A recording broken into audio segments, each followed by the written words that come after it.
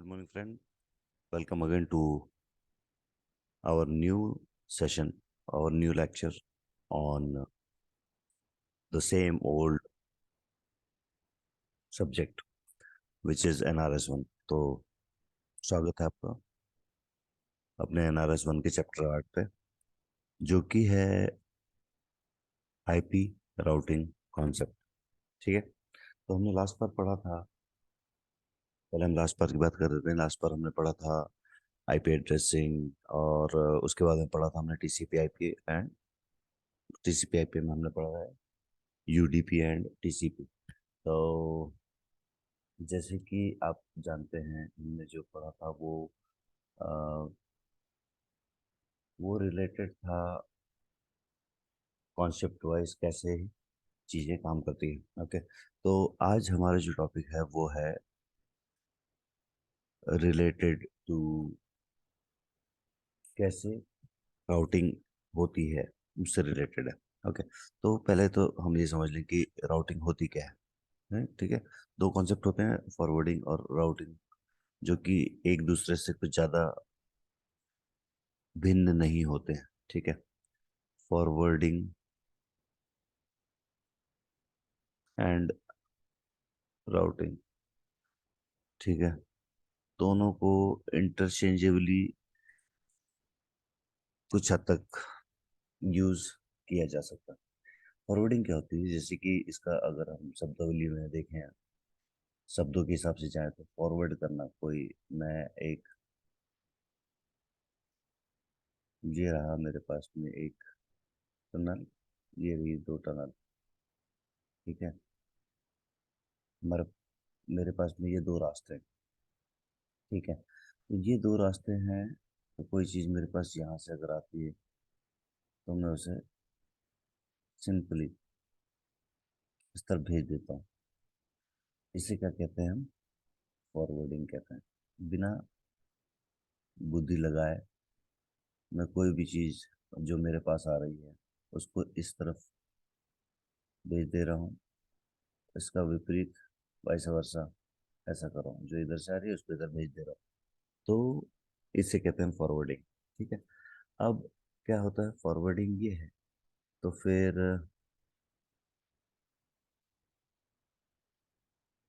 Routing क्या है? Okay, अगर फॉरवर्डिंग ये है तो राउटिंग क्या है? चलो इसे हम साफ करते हैं पहले।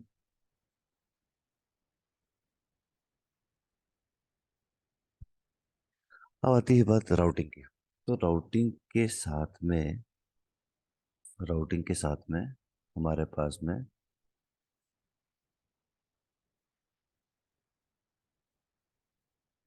राउटिंग एक कॉन्सेप्ट इस तरह से है कि, अच्छा, ये जो फॉरवर्डिंग है ये जनरली आपका स्विचिंग डिवाइस करता है जनरली। ठीक है, राउटर जो है वो ये दोनों ही करने में सक्षम होता है। राउटर जो है वो routing as well as forwarding, forwarding तो होनी ही होनी है। देखिए, राउटिंग का क्या मतलब है कि इसको हम दो भाग में बांट देते हैं। एक भाग हो गया, फर्स्ट पोर्शन इज लर्निंग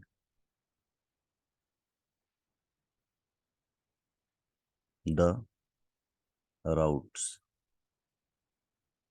ठीक है, मतलब जो एड्रेसेस हैं हमारे नेटवर्क के अंदर में, इसको पूरी तरह से लर्न करना। लर्न करने के बाद में इसको कहीं पर लिखना। जहां पर इसको लिखते हैं उसको कहते हैं हम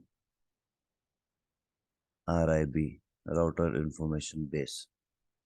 ठीक है, राउट इंफॉर्मेशन बेस, यहाँ पर इसकी पूरी डिटेल रखना। अब दूसरा भाग जो फॉरवर्डिंग है, वो मैंने पहले आपको बता दिया था। सिंपली क्या करना, फॉरवर्डिंग, जो ज्ञान जो जानकारी मेरे पास में है उस जानकारी का इस्तेमाल करके सिंपली किसी आए हुए पैकेट को किसी आए हुए पैकेट को क्या करना, भिजवाना, इसे क्या कहते हैं, फॉरवर्डिंग। ठीक है, आई बिलीव अब तक क्लियर है ये चीज। अब तो क्या हो गया, पहला चीज लर्न कर लेना उस रास्ते को, और दूसरा कोई आए तो उस रास्ते पर भिजवा देना। ये राउटिंग एंड फॉरवर्डिंग कहलाती है। ठीक है, तो इसी के बारे में मोर डिटेल में हम आगे देखेंगे। अब मोर डिटेल में क्या देखेंगे, चलिए मोर डिटेल में देखते हैं। ये बात हो गई हमारी क्लियर। ये दोनों का कॉम्बिनेशन जो है उसको राउटिंग एंड फॉरवर्डिंग कहते हैं। बहुत आराम से, अच्छे से इसको आगे हम समझते हैं। तो क्या है,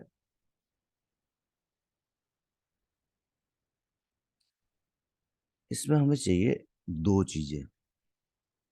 अगेन, दो चीजें। क्या दो चीजें चाहिए हमें? पहली चीज जो हमको चाहिए,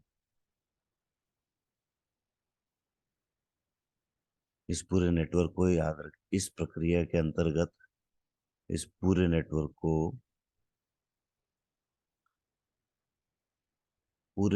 को जानने के लिए या पूरे नेटवर्क की जानकारी लेने के लिए पहली चीज चाहिए हमको एड्रेस। चाहिए एड्रेस। एड्रेस मतलब आईपी लेयर पर जो, आईपी लेयर पर यानी कि टीसीपी आईपी मॉडल की तीसरी लेयर पर, दूसरी लेयर पर सॉरी, या ओएसआई मॉडल की तीसरी लेयर पर आईपी एड्रेस। तो पहली चीज तो हमको चाहिए ये, मतलब ये मेरा है राउटर R1, ये मेरा है राउटर R2, ये मेरा है router R3, R4, R5, R6, R7। ठीक है, ये एड्रेस कई प्रकार से लिखा जाता था पहले, आईपीएक्स और डिफरेंट वेंडर के डिफरेंट तरीके थे। लेकिन अब मेजरली आईपी एड्रेसिंग राज कर रही है, और आईपी एड्रेसिंग हमने पहले पढ़ी थी, वो 4 ऑक्टेट में ह्यूमन रीडेबल फॉर्म में करने के लिए इसको हम 4 ऑक्टेट में लिखते हैं, अदरवाइज है ये नंबर सिस्टम ही। ये और यहाँ पर ऐसे। ठीक है, फॉर एग्जाम्पल राउटर का एक अगर मैं आईपी देता हूँ तो मैंने दे दिया 1.1.1.1। R1 = 1.1. R2 = 2.2.2.2. R3 = 3.3.3.3। ठीक है, एंड सो ऑन, इस तरह से R7 का 7.7.7.7। तो पहली चीज जो चाहिए थी हमको वो थी एड्रेसिंग, और वो उसका हमने इंतजाम कर लिया, आइदर आईपी एड्रेसिंग का यूज करके या फिर IPv6 एड्रेसिंग का यूज करके। तो हम IPv6 के बारे में नहीं पढ़ेंगे क्योंकि कोई अभी उससे हमें कोई डिफरेंस नहीं है। हमारे पास कोई भी एक एड्रेसिंग है, जैसे कि आईपी एड्रेसिंग यूज कर लेते हैं हम। ठीक है, अब जो ये आईपी एड्रेसिंग है, ये जिन प्रोटोकॉलों से मिलती है उसको हम बोलते हैं राउटेड। क्या बोलते हैं? Routed protocol. राउटेड प्रोटोकॉल में जैसे मैंने पहले बताया कि पहले कुछ अलग से भी थे। ठीक है, नोवेल नेटवर्क के अलग थे और आईबीएम वगैरह के अलग थे। परंतु जैसे दौर बदला, सिर्फ राज करने लगा हमारा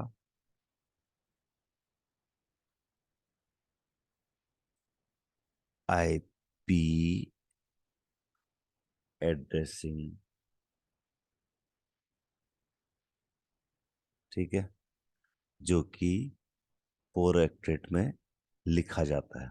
तो ये मान के चल लीजिए कि अगर पूरे नेटवर्क में 99.9% जहाँ भी आप काम करोगे, जहाँ भी आप काम करोगे वहाँ पर अगर कोई प्रोटोकॉल होगा राउटेड प्रोटोकॉल की कैटेगरी का, तो वो होगा आईपी, और IPv4 भी बोलते हैं उसको, या फिर IPv6 जो इसी का एक्सटेंशन।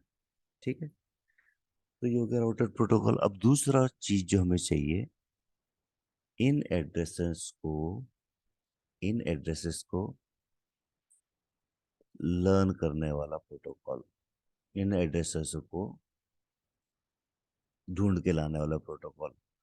तो उसके अंदर आती है दो कैटेगरीज। एक होता है, या तो आप मैनुअल बोल लो इसको, मतलब प्रोटोकॉल नहीं करेगा, आप खुद राउटर को बताओगे कि R2 जो है वो X लिंक पे है, और R4 जो है वो Y लिंक पे है, और R3 जो है वो Z लिंक पे है।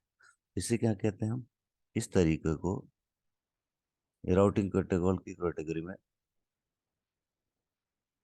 मतलब यह राउटिंग को बताने के लिए हमारे पास में हो गया एक स्टैटिक तरीका, तो इसको क्या बोलते हैं, स्टैटिक राउटिंग।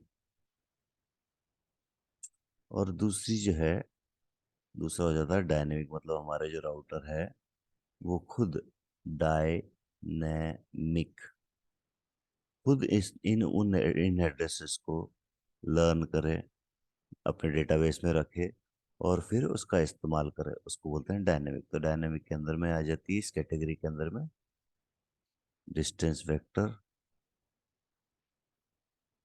डिस्टेंस वेक्टर, और दूसरा आ जाता है हमारा लिंक स्टेट। क्या आ जाता है, लिंक स्टेट। ओके, ठीक है। तो हम इस चैप्टर के अंदर में यही सब देखने वाले हैं। यही सब देखने वाले हैं, मतलब अभी भी हम देख रहे हैं। ये मैंने एक जनरल टर्म पे आपको बता दिया है कि क्या होता है। अब हम इसको थ्योरेटिकली हमारी स्लाइड के हिसाब से देख लेंगे, ठीक है।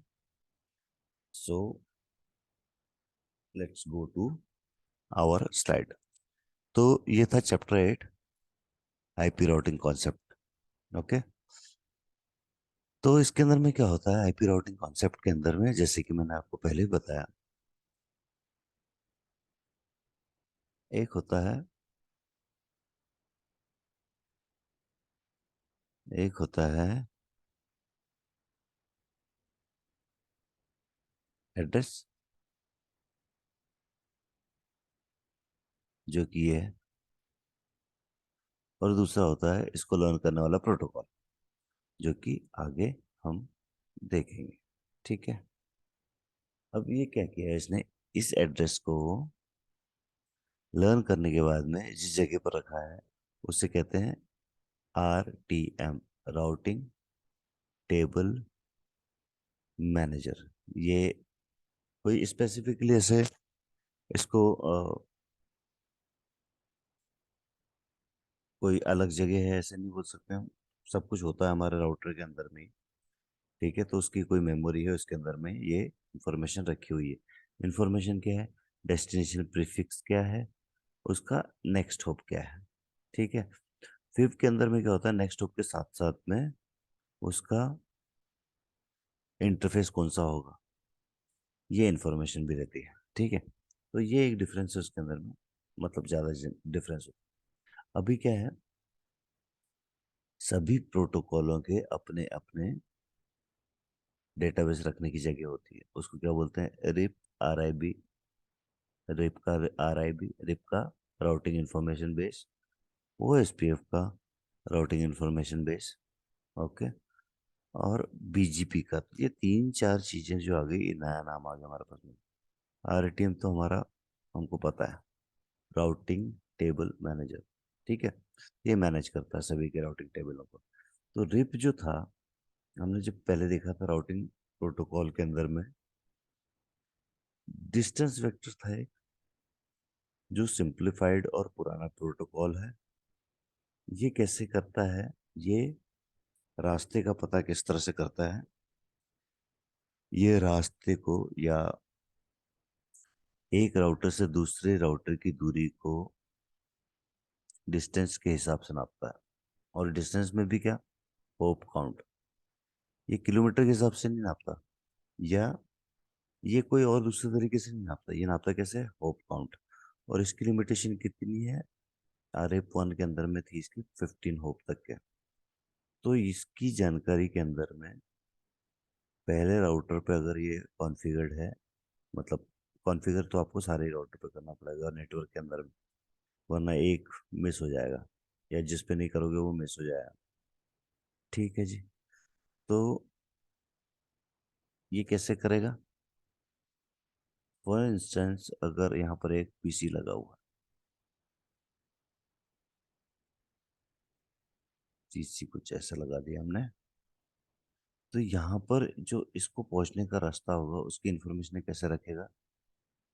समराइज रूप से मैं बता देता हूँ कि पीसी वन को जाने का रास्ता मेरा 1, 2, 3, 4, 5, 5 होप दूर है।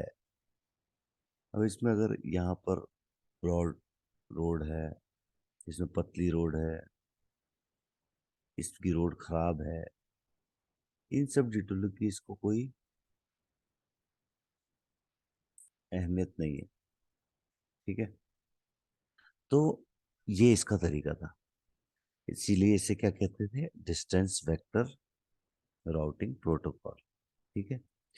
अब दूसरा जो है ये है link state routing protocol. Link state, ये जो प्रोटोकॉल है ये काम होप काउंट पर नहीं करता, ये काम करता है मैट्रिक पर।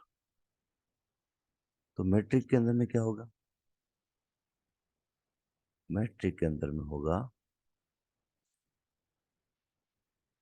लिंक की बैंडविड्थ। ये मोर टी लिंक है तो इसकी अच्छी, अच्छा लेस इज बेटर, इसके अंदर में क्या होता है? कम जो है वो बेहतर होता है। तो ये पतली लिंक है, ठीक है जी,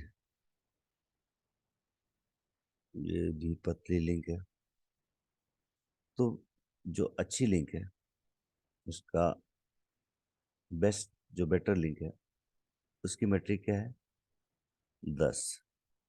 जो उससे खराब या उससे कम साइज वाली, कम बैंडविड्थ वाली है, उसकी क्या है? 100। ये दोनों मैंने एक जैसी बनाई है तीनों, तो ये 100 हो गई, 100 हो गई, 100 हो गई। ठीक है। राउटर वन ज़्यादा कॉम्प्लिकेटेड नहीं करता है, राउटर टू और राउटर थ्री, 100, 100 हो गया। अब ये हमने करी है 100, 100, 100। तो अब कोई मुझे बताएगा कि R1 से, R1 पर एक पीसी अगर यहाँ बना हुआ है, तो उसको यहाँ पहुँचने के लिए कौन सा बेस्ट रास्ता होगा? बता सकते हो अभी आप? मैट्रिक को ध्यान में देके बिल्कुल बता सकते हो। तो इस रास्ते से अगर ये जाता है यहाँ पर, तो 100 प्लस 100 प्लस 10 कितना हो गया? 210। तो मैंने पहले बताया आपको कि लोअर इज बेटर इस केस। ठीक है।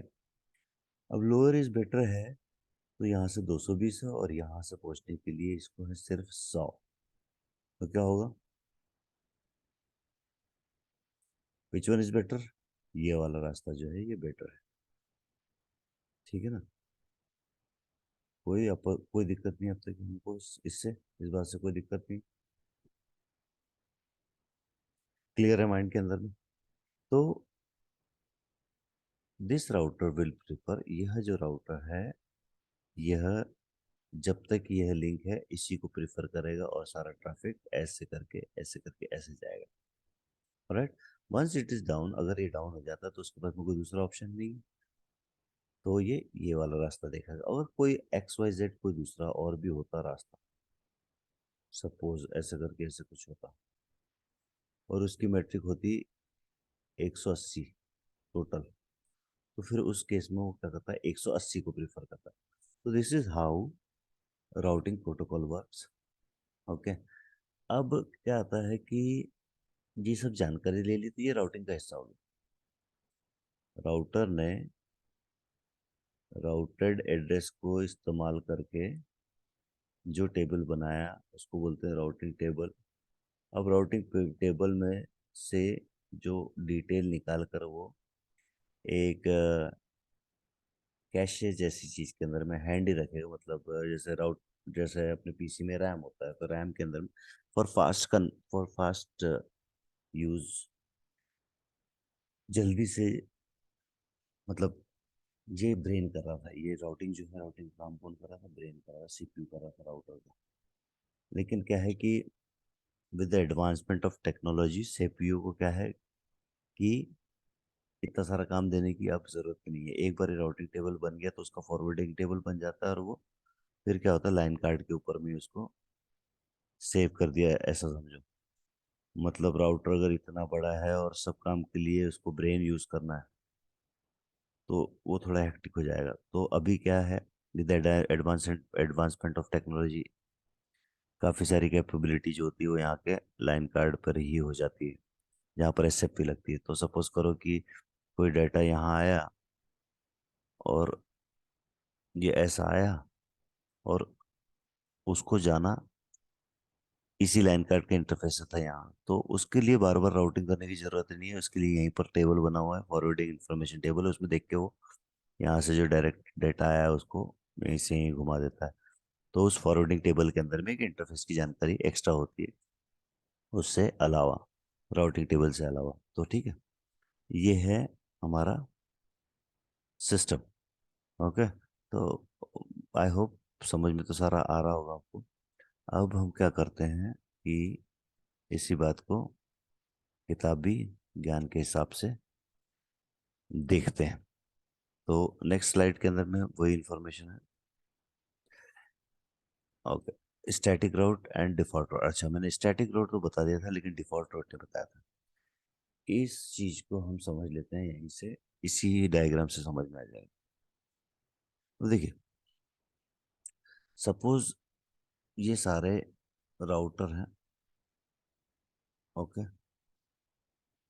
अब इस राउटर को इधर जाने के लिए दो ऑप्शन है ऐसा मान के चलता है।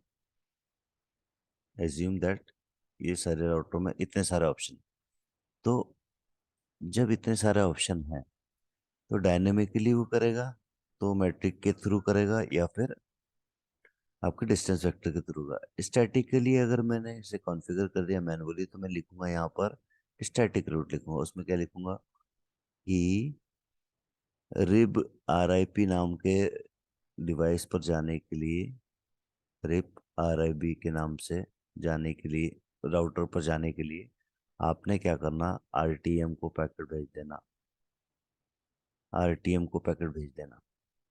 ठीक है। ऐसे ही अगर मेरे पास काफ़ी सारे ऑप्शंस हैं और मेरे को मैनुअली लिखना है तो मैं ऐसे सबके स्टैटिक रूट बनाता जाऊंगा। तो मेरे पास में सपोज यहाँ पर 10 राउट थे, तो इन 10 राउटों को पहुंचने के लिए 10 राउट मतलब 10 लैन नेटवर्क थे सपोज, तो मैं 10 बार ऐसा लिखूँ। ओके। और क्योंकि क्यों ऐसा करूँगा, क्योंकि मेरे पास ऑप्शन भी थे ज़्यादा, अलग अलग रास्ते थे। लेकिन क्या होगा, अगर मेरे पास में अगर मेरे पास में यहाँ कोई लिंक है ही नहीं, यहाँ कोई रास्ता है ही नहीं, तो मुझे इतनी सारी मेहनत करने की ज़रूरत नहीं है।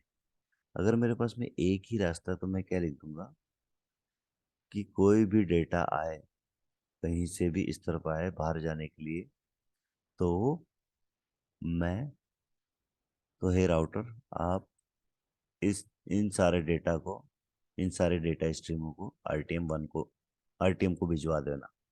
और इसे हम क्या कहते हैं? डिफॉल्ट, जैसे इसका नाम बता रहा है वैसा, डिफॉल्ट स्टैटिक राउट या डिफॉल्ट राउट, ये दोनों चीज बोलते हैं इसको। ठीक है, और इसको लिखते कैसे हैं? जैसे मैंने आपको पहले बताया था कि मैं इस तरह से लिखूंगा इसको। स्टैटिक रूट की कमांड अगर मैं इसको डॉक बॉक्स पे या न्योक्यो बॉक्स पे डालूंगा तो कुछ इस तरह से डालूंगा, IP रूट, यहाँ अपन मान के चल लेते हैं 100.100.100.100, कोई पीसी का था या कोई डिवाइस है जो यहाँ पर है, तो मैं क्या लिखूंगा? 100.100.100.100, और क्या? नेक्स्ट हॉप, क्या लिखूंगा? Next hop. नेक्स्ट हॉप क्या है मेरे लिए? तो ये क्या रहेगा? RTM। मैंने RTM को मैं यहाँ IP लिख दूंगा, सपोज ये 2.2.2.2 था, ये लिख दूंगा। या फिर इंटरफेस का भी नाम लिख सकते हैं, सपोज ये gig1/1/1 है, तो यहाँ का नेक्स्ट हॉप भी लिखा जा सकता है in the form of interface. तो क्या कहता हूँ मैं अपने आप से? बीइंग ए राउटर, BGP ब्रिब मेरा नाम है राउटर का, मैं अपने आप के ऊपर में ये कॉन्फ़िगरेशन लिख रहा हूँ कि अगर भाई आपको 100.100 को जाना होगा तो एक तरीका ये हो गया, 2.2.2 को सारा ट्रैफिक भेज देना, या दूसरा नेक्स्ट हो जाने वाला इंटरफेस। इंटरफेस में क्या लिख दूंगा? यदि कोई भी डेटा आए तो उसे ऑफलोड कर देना भैया, कहाँ पर? 1/1/1 पर।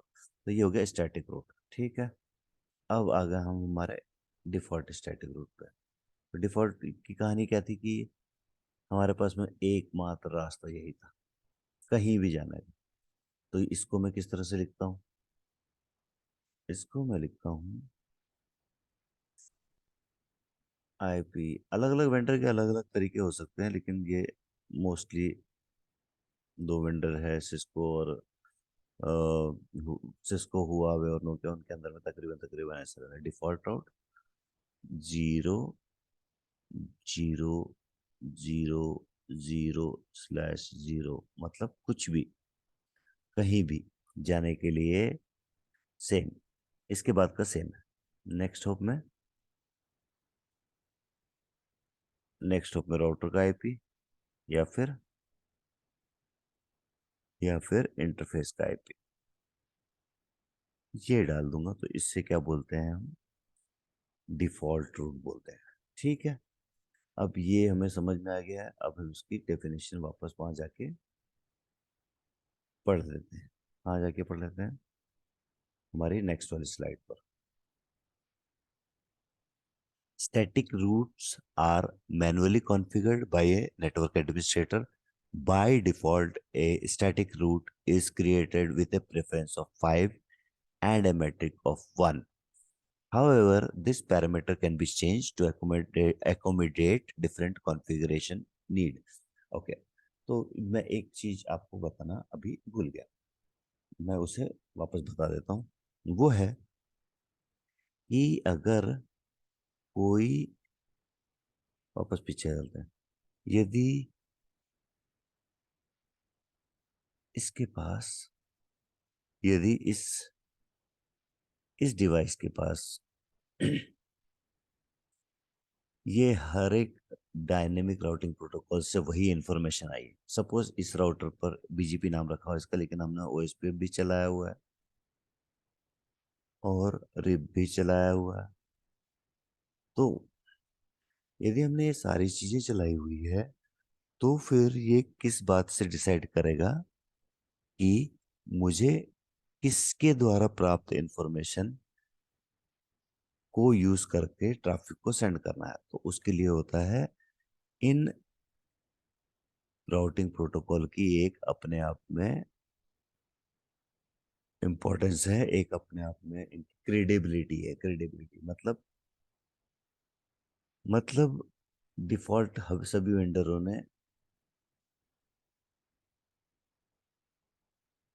इन प्रोटोकॉलों को एक नंबर दे रखा है, जो कि अगेन लोएस्ट इज बेटर। तो स्टैटिक रूट का फॉर एग्जांपल हमारे इस नोकिया के अंदर में 5 होता है तो 5 इज द बेस्ट। रिप के उस हिसाब से 20 या समथिंग ऐसे ही होता है, मैं बाद में बताता हूँ आपको क्या है एग्जैक्ट नंबर। तो इस राउटर के पास में इस प्रकार बीजीपी का 170 होता है। तो अगर राउट इन तीनों से आया है तो वो बेस्ट वाला कौन सा रहेगा उसके लिए? स्टैटिक वाला रहेगा अगर स्टैटिक है तो, नहीं तो वो एसपीएफ वाला रहेगा। इसी प्रकार रिप का भी जो है 15 या समथिंग है। तो इस सीक्वेंस में वो राउट को सेलेक्ट कर देगा। ऑलराइट, तो ये दोनों चीज की जो है जरूरत पड़ती है राउट को, ट्रैफिक को राउट करने के लिए। एक हो जाती है आपकी प्रेफरेंस और दूसरा हो जाता है मेट्रिक। ठीक है, तो ये बात यहाँ लिखी हुई है। तो और ये अगर नहीं कॉन्फ़िगर्ड है आपके डिवाइस पर, यदि आप उसको डिफॉल्ट पे छोड़ देते तो डिफॉल्ट भी बना हुआ है। मैं अभी अभी आपको इसकी मैट्रिक दिखा दूंगा, रुको।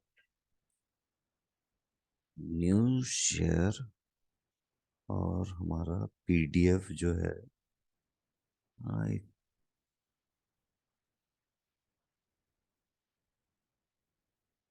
थिंक,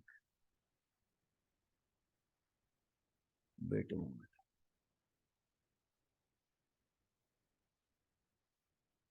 ओके,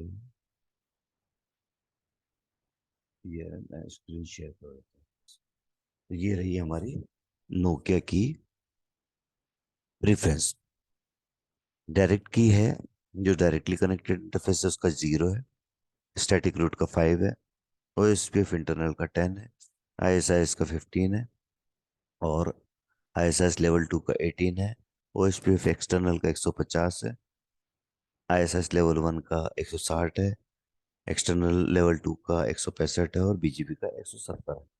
ठीक है, तो ये on the basis of this, on this ground वो चूज कर लेगा कि हमें कौन से वाले प्रोटोकॉल से दी प्राप्त इंफॉर्मेशन को इस्तेमाल कर कर फॉरवर्डिंग कर रहे हैं। ठीक है, अब इसके आगे क्या लिखा हुआ है? By adjusting the preference value the user can define a secondary राउट।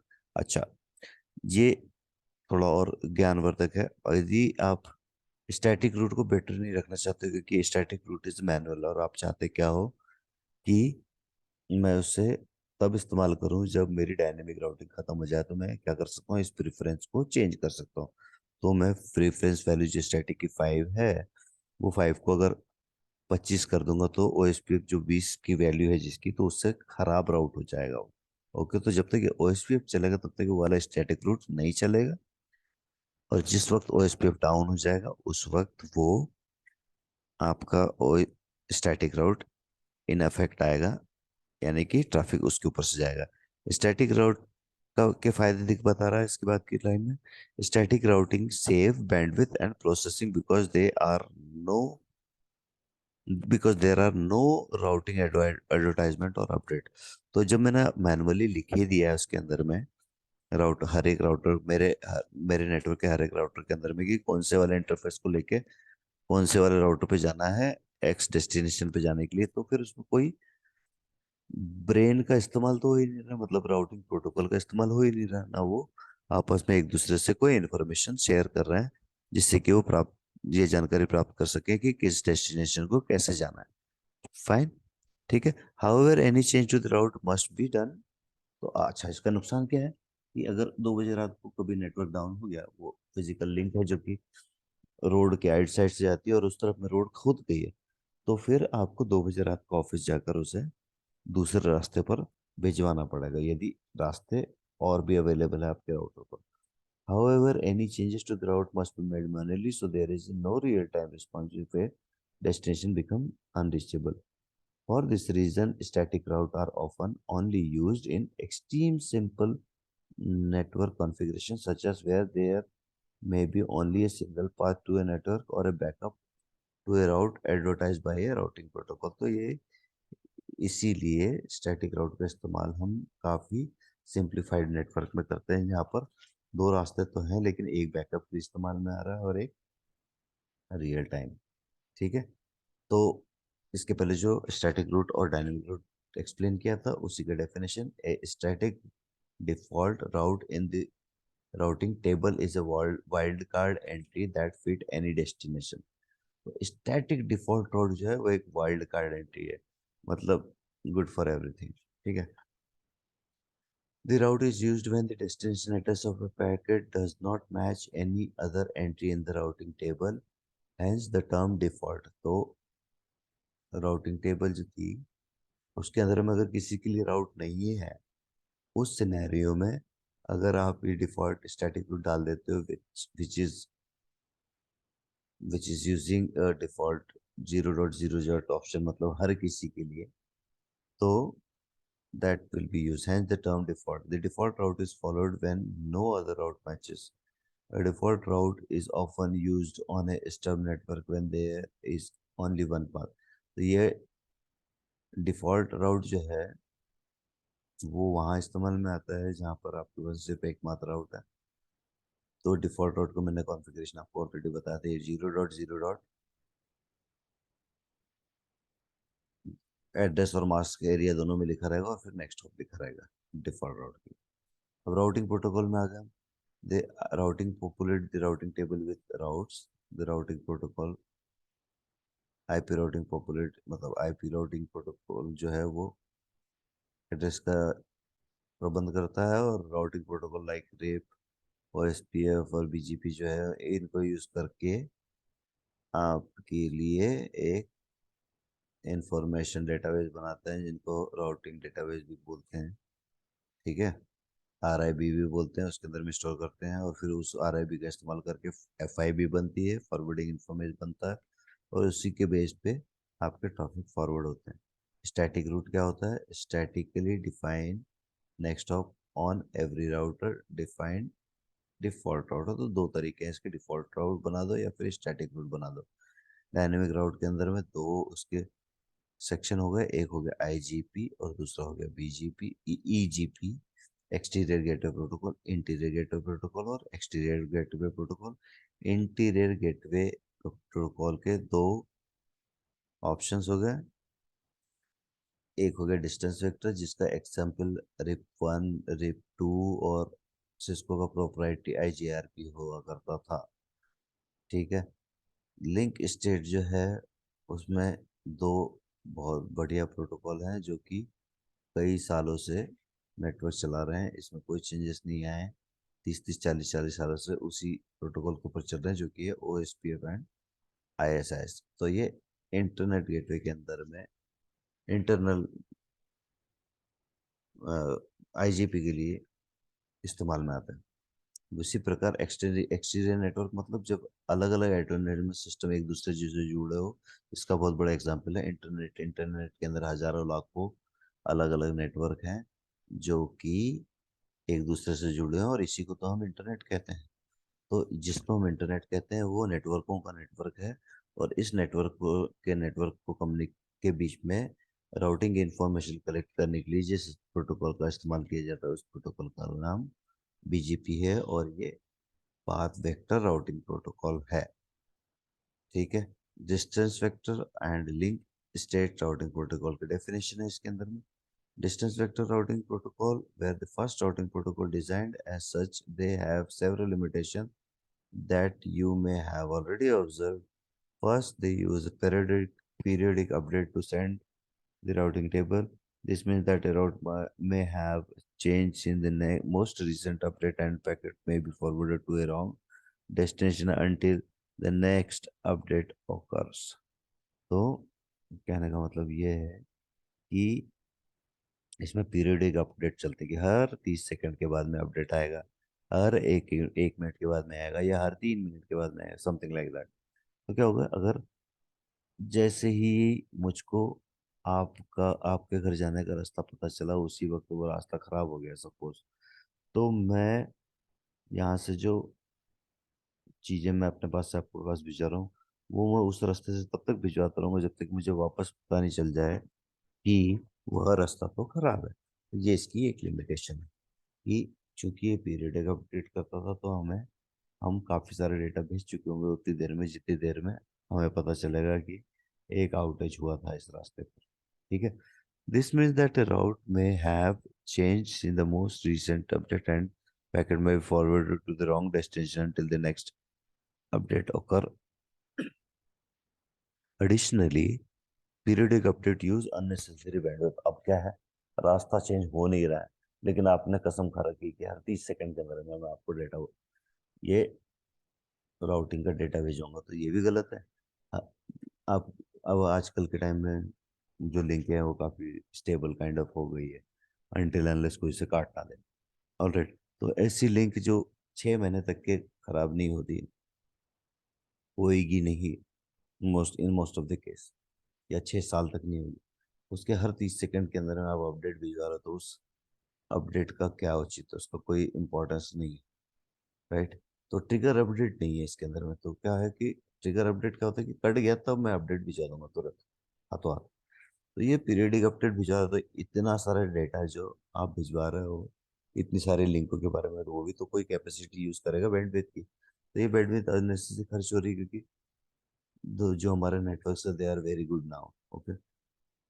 और सीपीयू प्रोसेसिंग अलग, दिमाग अलग, राउटरों का इस्तेमाल होगा इसको प्रोसेस करने के लिए। Okay. Also each route receive information only from its neighbour in certain situation in which a network link is gone up and down rapidly, this can lead to a routing loss। अभी क्या है, ये अपनी पड़ोसियों की information को ही process करता है। तो अभी क्या हो गया कि अगर सपोज 3 राउटर कनेक्टेड है, 3 राउटर कनेक्टेड है, 1 second.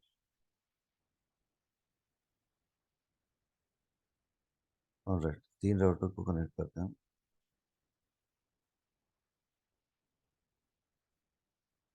Okay. Router 1, router 2, router 3, 3 router हमने कर दिए कनेक्ट। अब क्या है, पीरियडिक अपडेट चल रहा है इनके बीच में। ठीक है। अब रास्ता कुछ ऐसा था, 1, 2, 3। तो एक रास्ता चल रहा था ऐसे आने वाला है।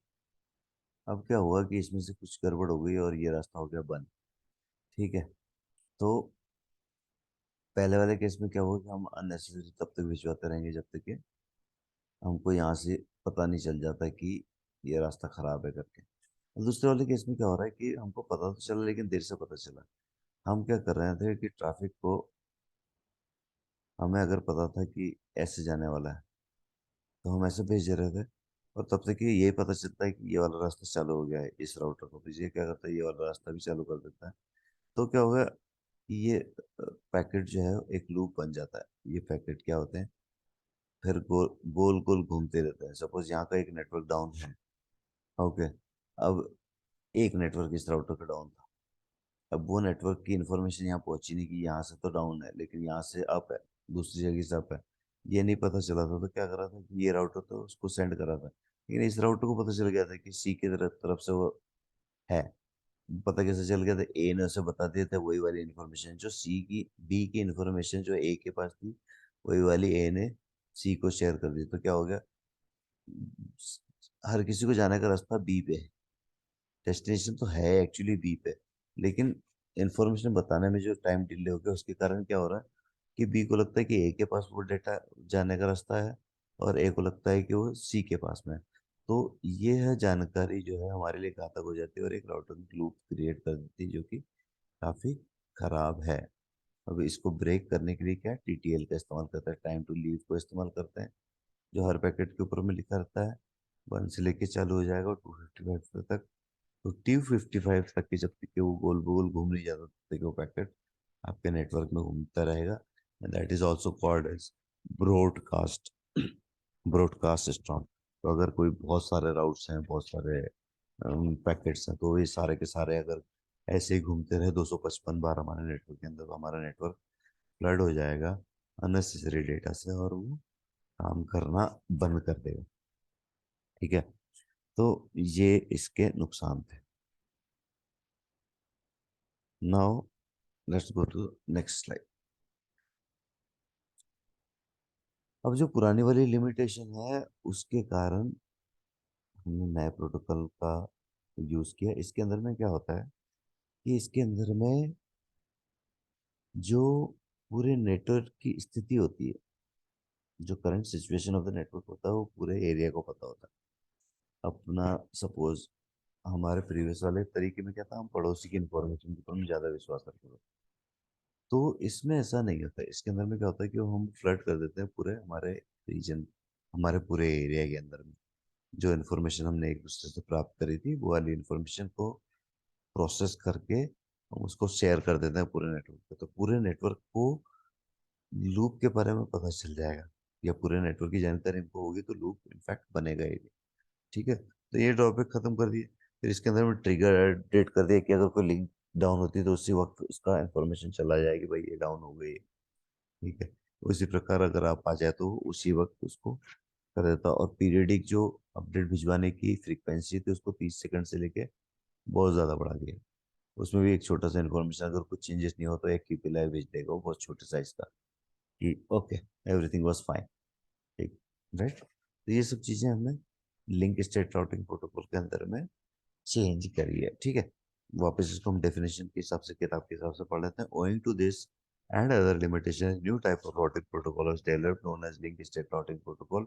In contrast to the limited information router uses with a distance or vector protocol, link state routing protocol maintain a complete database of topological information.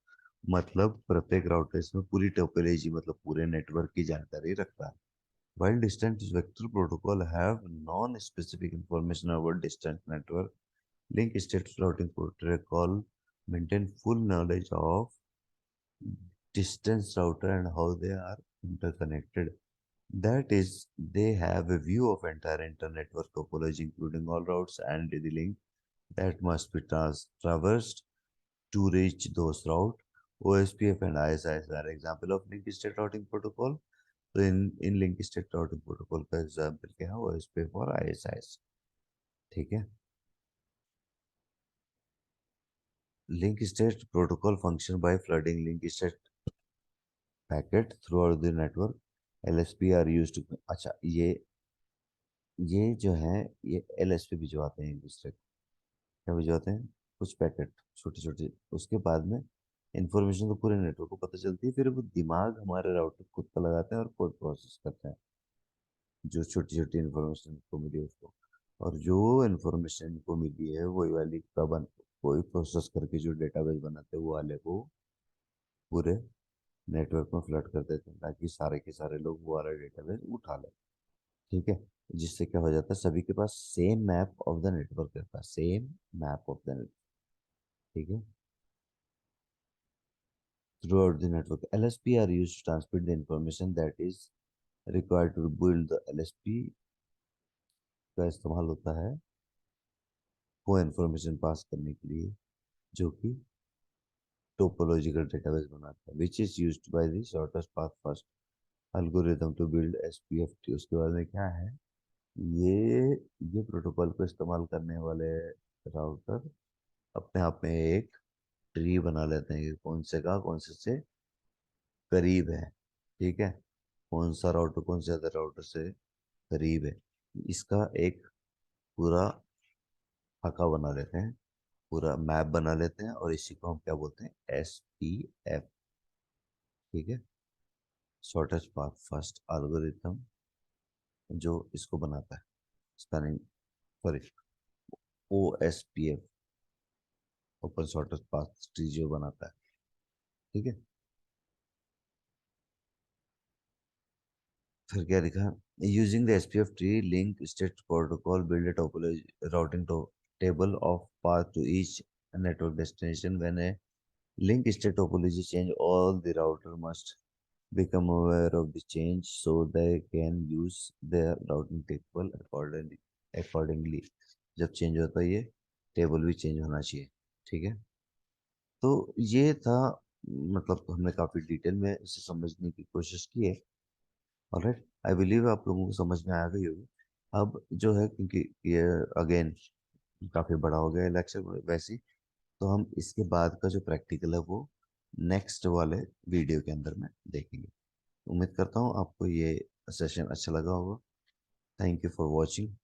और कृपया यदि आपको ये अच्छा लगे तो इसे शेयर एंड लाइक भी करें। धन्यवाद।